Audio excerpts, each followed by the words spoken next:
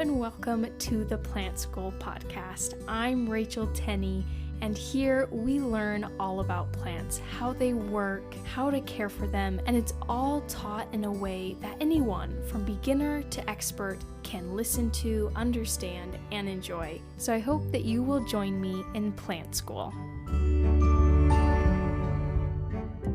Hello, and welcome to the Plant School podcast. Today we're going to be talking all about Dracaenas, and what I like to do with these care guide episodes, I dive into what this plant is, its history, where it comes from, if it has any symbolism, and then I get into the care guide portion of it, of how to keep them happy, thriving, and alive, most importantly. And before I start all of that, I've got to do our giveaway winners. If you're new here, this is something that I do in every single episode. I pick 2 giveaway winners to win a bottle of Prop Drops from Market Botany. Prop Drops are a water propagation aid for all of your houseplants that you're propagating in water. Really helps your roots take off. So where our winners come from, one comes from Spotify, someone who has left a comment on the most recent episode, and then I take another winner from someone who has left a review on Apple Podcasts. So starting with Apple Podcasts, our winner today, their username is HouseAB. They said, "Love this podcast. Unlike all my other hyperfixations, I didn't hop into plants quickly. I started with 1 in my office. Now I have so many, 20 in my office and 30 plus in my house. I was searching for something with info, history, and no fluff, all about plants. And this is the one. I love the structure of your episodes. So helpful. And finally, a podcast my mom will happily listen to with me." That's so sweet that you're listening with your mom. That was you that left that review, House AB. Thank you so much, first of all. But also, if you could email me at tennyplants@gmail.com. That's TENNEY plants. I will go ahead and get your address and we'll get that giveaway package sent your way. And to all of you who have left reviews, I just want to say thank you so much. I really appreciate all your kind words that are coming in. I hope this doesn't sound conceited, but I was looking up Plant School podcast, and I can't remember exactly why, but something that popped up at the top was someone recommending it in a Reddit post. Someone was asking, for podcast recommendations that had to do with the houseplant world, and the top comment was someone saying, "Listen to the Plant School podcast." And this was a post from 2 years ago. It was kind of old, but I ran into it and it just felt so surreal. I'm literally sitting in my coat closet recording in my spare time when I can, and it just felt like this surreal moment that someone out in the world was recommending my podcast and I could physically see it on this Reddit post. I felt super grateful for that, and I just feel grateful for every one of you taking time to listen and be here, and just to have this community that loves to learn alongside with me about the plant world. It's been so fun to have this community and see it come to life. Okay, anyways, I got a little off track there. So moving over to Spotify, I had asked you guys, we talked about the worst plant advice in the last episode, and I had asked you guys if you had any bad advice that you had gotten. Our winner today, their username is CRG Green. They said, "I've been given the advice of using fresh compost to fertilize my houseplants. But to my demise, I learned the hard way that this was a buffet for flies and other pests. So yeah, never doing that again. Thank you for this episode." Thank you, CRG Green, for that comment. Oh, I hope that your houseplants and you are okay. You're not alone. I've shared this on the podcast before, but I put dried food grounds in my houseplant soil. I'm not sure what I was thinking would happen, but yeah, it didn't turn out great. It kind of like yours, it turned into a buffet for those fungus gnats, and it was a mess. But CRG Green, that was you. Go ahead and email me at tennyplants@gmail.com. Get that giveaway package sent your way. And if you would like to win on the next episode, go ahead and comment on Spotify if that's where you're listening. Comment if you own a Dracaena. If so, what kind? And if you are listening on Apple Podcasts, feel free to leave a review, and that will automatically enter you into the giveaway as well. All right, so let's get into this episode. First question that we cover is, what is a Dracaena? So Dracaena, it is a genus of about 200 to 220 species. Actually, scratch that. I looked it up. The Plants of World Online Database accepts 214 species as of September of 2025. So just last month, there are currently 214 accepted species. And it consists of perennial shrubs, trees, and succulent shrubs, and they are all in the Asparagaceae family. So some Dracaenas, they are arborescent, meaning they are tree-like. They have those woody stems. And others are rhizomaceous, meaning they are on ground level. They spread with their underground stems or rhizomes. One example would be your snake plants, which are formally in the Sansevieria genus, but they are officially in the Dracaena genus now.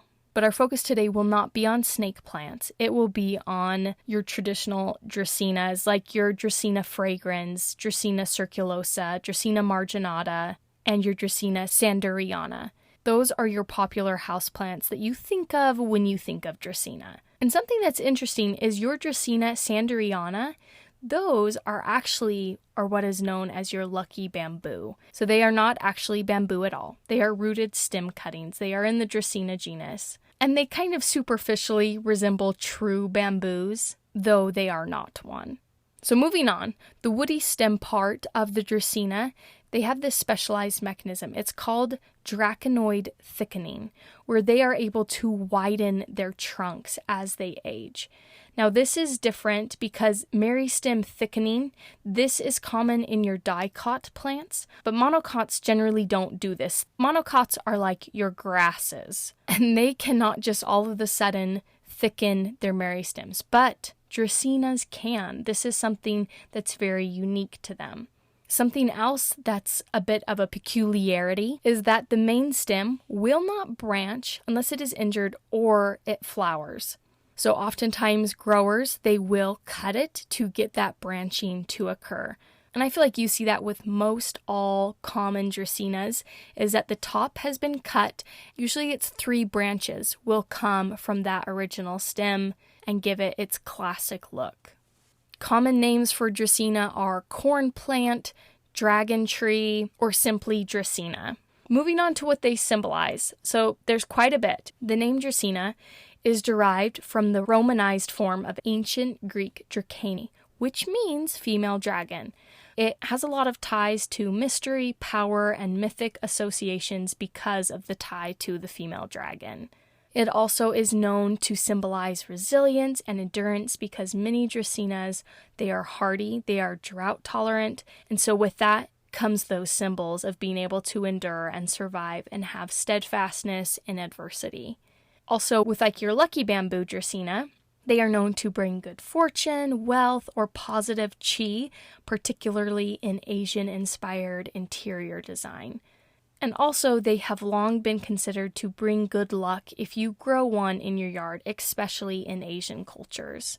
And when we look at where Dracaenas originate, where they are natively growing and from, the majority of them are actually native to Africa. And that includes the Canary Islands and Socotra, but they are also native to Southern Asia, Northern Australia, and also there are a few species in Hawaii and 2 that are native to tropical Central America. So really all over the place, but most of them are in Africa. And some of the intriguing species, your Dracaena draco, that's in the Canary Islands, and your Dracaena cinnabari in Socotra, they are actually geographically isolated, and they have evolved for those spaces specifically. Which I just love learning about how plants over time, they can adapt to a space and learn how to survive in that space like no other Dracaena can. It has become its own new species because it has evolved to that space. It's actually very fitting talking about this. This is going to sound so nerdy. I'm outing myself right now, but I visited my sister over the summer and we went to Charles Darwin's house. It was so amazing, so interesting to learn about him and his life. And of course, being super into plants and science, I did end up buying a shirt and it has Charles Darwin's very first sketch out of like a phylogenetic tree, you know, how it like kind of starts with one species and then they all start to differentiate and create new species over time. So his very first drawing of that, when he was trying to figure out, you know, what was happening with all these different species that were similar, but not quite the same. And so I'm wearing this, and here we are talking about how Dracaenas have evolved over time, particularly these two that are native to the Canary Islands and Socotra in Africa. It's just all very fitting, and I love learning about this kind of stuff. Hopefully some of you listening would also wear a Charles Darwin shirt with me. Anyways, let's go back to Dracaenas. The last thing I want to touch on where they originate is where the oldest one is that we know of. And it is in Icod de los Vinos. I may have butchered that, but that is a town in Tenerife, Spain. And this dragon tree, or Dracaena, is the largest and oldest. It is named El Drago Milenario, and it means 1,000-year-old dragon, although it is not 1,000 years old. But it is around 250 to 350 years old. But yeah, you can go and see it. The thing is massive. It's actually very cool looking. I'm looking at pictures of it right now. But it is one of the symbols of Tenerife. It is depicted on their 1,000 peseta note, and it's a part of their coat of arms in the municipality of the Icod de los Vinos. It plays a part in their local legends, and it was declared a national monument in 1917. And also something interesting before I move on from this 1,000-year-old dragon tree.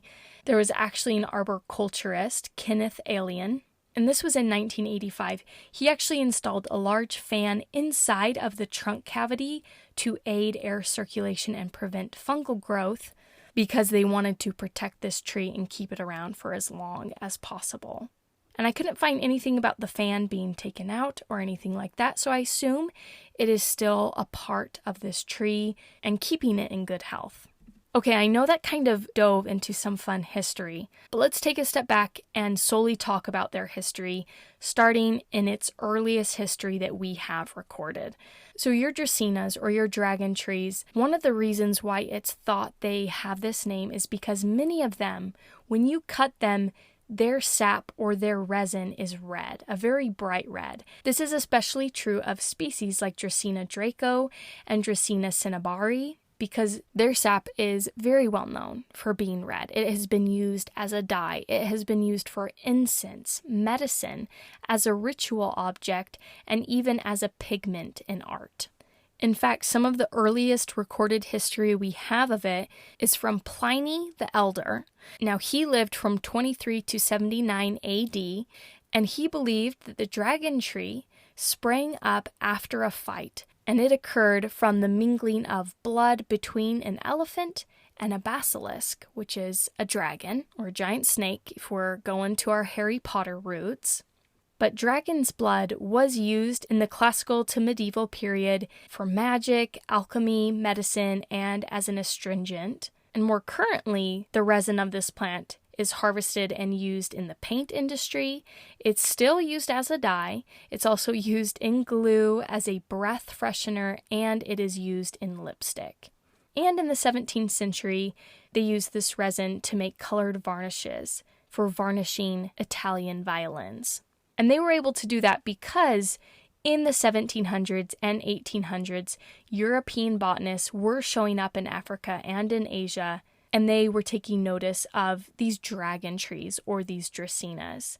Dracaenas first appeared in horticultural reports around the 1820s, and by the late 1800s, they became a fairly common household plant.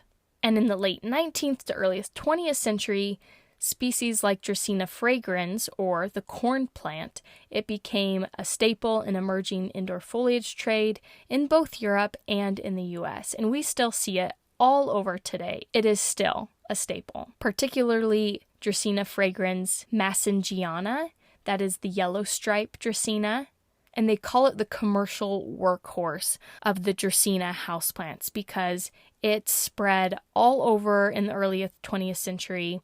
They think it was first imported around 1905, but it became a household staple. And I would say that it still is one. And it was named in a NASA study on one of the plants that could help purify the air. And I've talked a whole lot about this NASA study, but if you are unfamiliar, if you haven't heard my small spiel on it, a lot of people refer to this study in their marketing efforts of, buy this houseplant, it will help clean your air. NASA proved it. And while that is true, NASA performed this study in an enclosed chamber. It was completely sealed. And we in our homes do not live in enclosed chambers. Our doors open, we have AC and heating, our windows can open. Air is constantly being exchanged, and so a plant's air purifying capabilities are basically non-existent because our air is circulating so often. There's a lot of studies going into this currently about how it may be the soil and the microbes in the soil doing a better job at cleaning our air than the actual plant itself. But they have a very, very small effect in our homes. But you will still see that all over the place, that houseplants will clean your air. But just know that the effect is so, so small. Also, with Dracaena's history today, they are actually still important in Chinese herbal medicine. They use it as an astringent and a treatment for ulcers and for a blood clotting agent. Also today, some wild Dracaena species are threatened by habitat loss and overharvesting. And this is largely due to the fact that some of them have that prized red sap that is used in many products. So your Dracaena cinnabari that we mentioned earlier, it is endangered in its native range. Now, before I close on Dracaena's history, I want to do a quick history of the Dracaena fragrans, or your corn plant, since that is one of the most common Dracaenas that you will see in the houseplant world, and it has its own interesting history. So your Dracaena fragrans, it was used by the native people in Africa thousands of years ago. This is because it is native to Africa, but you see major areas that were using it, including Tanzania, West Africa, Nigeria, Cameroon. The people believe that this plant had a calming and cooling, steadying effect. It could soothe ruffled tempers, it could promote reason and sensibility. And also something that I found really interesting is that carrying a leaf of the Dracaena fragrans was like that of carrying a white flag in Western culture. It was basically a sign of surrender or truce for these people. Now, the people of northern Tanzania, they called Dracaena fragrans masale or masai. And they use this plant around the Mount Kilimanjaro area. It was used as a boundary marker for graves and temple sanctification, at least as far back as 1000 BC. And so today, it is still used in some areas. And because of this, archaeologists, when they see a grove of Dracaena fragrans, they know that it is marking a good place to look for artifacts because it has that history of marking graves and temples. So even today, there's actually a saying, and it goes like this: when a fragrance blooms in your care, good fortune will abound. And that is largely because archaeologists will look for Dracaena fragrans and know they are about to find something good. They are commonly called a Chinese money tree or a fortune plant. And also with the Dracaena fragrans, it had arrived in England around the 1870s, but there was a man named Sylvan Hahn. He lived in Pittsburgh, and in the 1920s, he came up with the whole system of marketing these Dracaenas, and we still see it today. So what he created was getting these rooted tip cuttings, and they are staggered sizes. Usually there are 3 of them, all in one pot. And from each of those cuttings, you have the branching coming out at the top of these corn plants. But before then, they wouldn't have this unique staggered cuttings all in one pot that have this really appealing look. It wasn't until Sylvan Hahn came along and made it popular to do so, just because it looks nice in interior landscapes. It was more aesthetically pleasing, and it stuck around. Oftentimes when you buy your Dracaena fragrans, you will see those staggered cuttings. And of course, you also see it with like your lucky bamboos. Those are staggered cuttings as well.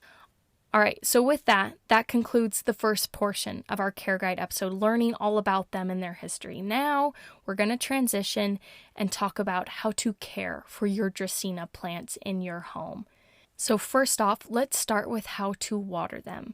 Most Dracaenas prefer to dry out somewhat between waterings, so you want to keep about the top 1 inch of the soil dry before you water it again. Just stick your finger in there, feel if that top 1 inch is dry or not. They do not require as much water as other tropical indoor plants, and if you notice drooping or yellowing leaves, that could indicate overwatering or poor drainage. When older leaves that are lower, your bottom leaves, are turning yellow and falling off, that is quite normal. They do shed their leaves as they get older. Also, something to note when watering Dracaenas is that they can be sensitive to fluoride. So fluoride, it can be found in tap water. So for your Dracaenas, it does make a difference to use purified water. Over time, fluoride toxicity can show up. It's an accumulative poison, so it won't show up right away. But over time, you may see dark spots, yellowing edges. It can start to mess with the photosynthesizing process. Typically, it happens on the edges or the tips and moves inwards. Your Dracaena fragrans, your corn plants, and your Dracaena daramensis are particularly touchy to fluoride toxicity. So like I said, many growers, because of this, do recommend using filtered, distilled, or rainwater if possible. Your Dracaenas, they will do fine without extra humidity, but they will benefit if you have a humidifier. If you are noticing crispy leaf edges, that could be a sign that it is not getting enough humidity. Moving on to their lighting needs, most Dracaenas do thrive under bright, indirect light. You do want to avoid strong direct sun. It can cause the leaves to scorch. And many species of Dracaena, they are known for doing well in lower light levels. That is why we love them in the houseplant world, in office spaces, things like that. But if they are not getting adequate light, their growth will slow down. Their leaf coloration can dull, especially your variegated cultivars. That variegation won't show up quite as well if you have them in a low light situation. And also something to note with lighting is that sudden shifts from a really shady space to intense sun can trigger leaf scorch or stress. So you want to slowly acclimate them if you are moving them into different areas of your home. And also don't place them in areas where they get very hot or cold drafts. That is not something that many houseplants will like. Moving on to how to fertilize them, you want to use a balanced diluted fertilizer, something like a 10-10-10 or something similar. And those numbers refer to the NPK value of your fertilizer, your nitrogen, phosphorus, and potassium. Those are the 3 main macronutrients that every houseplant needs. And the 10-10-10 refers to the percentage of active ingredients within that fertilizer. So 10% nitrogen, 10% phosphorus, etc. And typically you want to fertilize your Dracaenas in their growing season, which is most often in the spring and summer. You want to avoid feeding in their dormancy. You can cut it back or just skip it entirely. Because Dracaenas are sensitive to salts, regular light feedings are preferable compared to the occasional heavy feedings. Excessive fertilizer can cause leaf tip scorch, stunted growth, or salt burn. And if you notice any of that after you have fertilized and you are pretty sure that it is from the fertilizer, you can flush out the soil by watering it excessively and also letting that water drain out. Don't let it just sit in the water, but that will flush out the excess salts in the soil. All right, let's move on to how to repot a Dracaena and what kind of soil they need. So they prefer a well-draining peat-based soil, or you can take an indoor potting mix. You can add perlite, orchid bark, or coarse grit just to help the aeration because they do need that well-draining factor. You want to repot them about every 2 to 3 years, or when you're noticing roots coming out of the pot, or perhaps it's drying out incredibly quickly. That's usually a sign that there is more roots than there is soil. And you want to choose a pot about 1 to 2 inches bigger just to avoid overpotting. Overpotting just leads to a lot of excess soil that is just sitting there wet and can cause a lot of issues and even kill your plant. And with Dracaenas, a lot of people recommend if you don't want to repot or maybe it's not quite ready, you can actually replace the top few inches of soil rather than repotting the whole plant. This is a practice called top dressing, and Dracaenas do really well with it.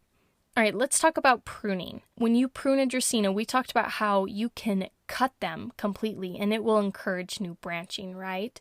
Oftentimes growers will seal the cut with wax. And if you are so inclined, you could also seal your cut with wax as well.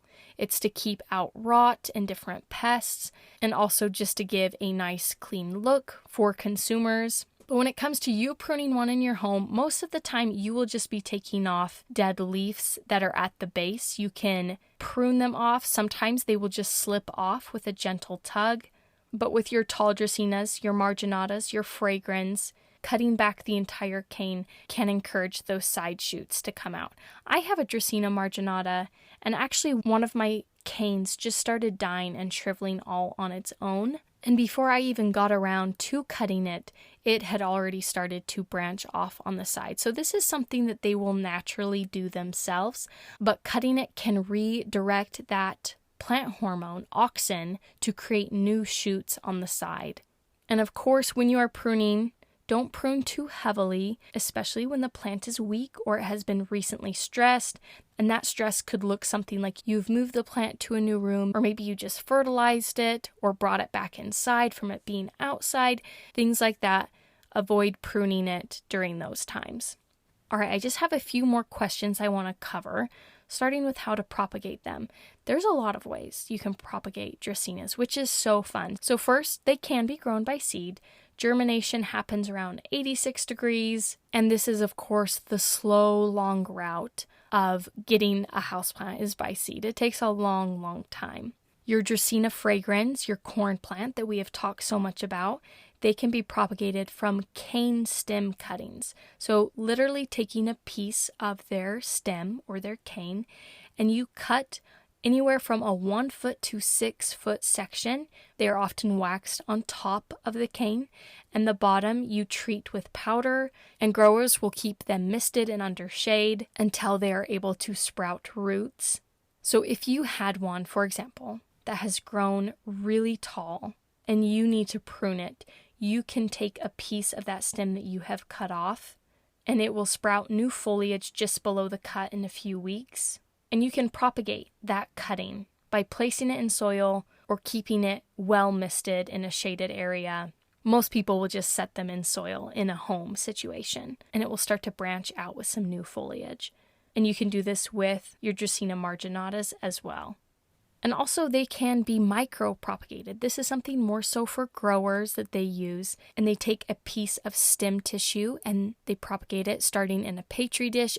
It allows growers to create a lot of stock from very small pieces. So in some cases, it's very economical for growers to do this, but it is very hard for someone like in a home situation to do this. All right, moving on to pests. They are prone to a few, especially scale, mealybugs, and spider mites. So when you are caring for them, be sure to look in the crevices of your Dracaena because they do have a lot of little crannies that these pests can get into. You can treat them with diluted rubbing alcohol. You can manually remove them like with your fingernail or with a Q-tip dipped in rubbing alcohol, or you can use an insecticide. All right, I have two last questions, starting with extra care tips. So Dracaenas, they can be toxic to cats and dogs. It can cause vomiting, excessive salivating, a lack of appetite. So if you have cats or dogs, just make sure they are not the kind that will attack your Dracaena plant. Also, it's a great idea to wipe down your Dracaenas every now and then. They can get incredibly dusty, and you dusting them keeps their stomata clear, which is the breathing mechanisms of your plant. It reduces pests and fungal debris, so it's really great for your Dracaenas. Also, rotating them for even growth so that they don't all lean towards one light source. I have a very spindly Dracaena marginata that definitely leans, and I am constantly having to rotate it or she gets looking really wonky. Also, another extra care tip. You can trim brown leaf tips. Don't cut too much of the leaf. You want to maintain at least 1 to 2 centimeters of healthy tissue. But if it's really bugging you, you can't handle the crispy leaf tip of your marginata, they can be trimmed back. All right, and last question I have. I want to know how long Dracaenas live. So Dracaenas, they can actually survive for multiple decades. We talked about that wild Dracaena that's been around from anywhere from 250 to 350 years. And though our Dracaenas in our home may not last that long, they can still go for, 20 to 30 plus years. And it is not uncommon to see that. And like we talked about, you can do that rejuvenating pruning on your really old specimens where you cut them back, and it will increase that branching and kind of revive that Dracaena to keep going. And hopefully, with this care guide now concluded, you can keep your Dracaenas alive for many decades as well. Thank you so much for listening to the Plant School podcast. I really appreciate you being here. I hope you will join me in 2 weeks for a brand new episode. Can't wait to have you then. Thank you so much for being here and for listening to the Plant School podcast. I hope that you will join me for our next episode. And if you would like to support this podcast and keep it going, there's a link down in the show notes of this episode where you can donate to this podcast. And I really appreciate all that help. Or you can go to my merch store, which is also linked in the notes of this episode. And you can find some really cool plant-related shirts and stickers. And if you want to support the podcast but spend no money, feel free to share it with a friend, leave a review. All these things greatly help me out and allow me to keep doing this. Again, thank you so much for listening and for being here at the Plant School podcast.